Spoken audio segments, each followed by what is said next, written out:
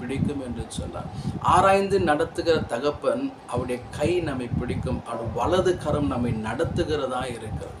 அப்படிப்பட்ட தாவீது இந்த வசனத்தில் இந்த அதிகாரம் முடிவில் அவர் சொல்லுகிறாரு, 23-24 வாசிக்கும் போது, தேவனே என்னை ஆராய்ந்து என் இருதயத்தை அறிந்து கொள்ளும், என்னை சோதித்து என் சிந்தனையை அறிந்து கொள்ளும் என்று சொல்றார். இன்னைக்கு கிறிஸ்தவ வாழ்க்கையில் நாம் ஜெபிக்க வேண்டியதான ஒரு முக்கியமான ஜெபம் என்னன்னா, தாவீது சொல்றார், என் தேவனை என்னை நீர் அறிந்து கொள்ளுங்க, என்னை ஆராய்ந்து அறிந்து கொள்ளுங்க, என் இருதயத்தை அறிந்து கொள்ளுங்க, என்னை சோதித்து பார்த்து என் சிந்தனைகளை நீ அறிந்து கொள்ளும் என்று சொன்னார். அப்படி அறிந்து கொள்ளும் போது வேதனை உண்டாக்கும் வழி என்னிடத்தில் உண்டோ என்று பார்த்து நித்திய வழியிலே என்னை நடத்தும் என்று சொல்றார். இந்த கேட்டுக்கொண்டிருக்கிற தேவ சொன்னமே, நாமும் கூட தேவ சமூகத்தில் அவர் நம்மை ஆராய்ந்து அறிந்திருக்கிறவராக இருக்கார். அவரிடத்துல நம்ம கேட்க வேண்டிய ஒரு ஜெபம், ஆண்டவரே என்ன நீ ஆராய்ந்து பாருங்க, இருதயத்தை ஆராய்ந்து பாருங்க, என் சிந்தனைகளை ஆராய்ந்து பாருங்க.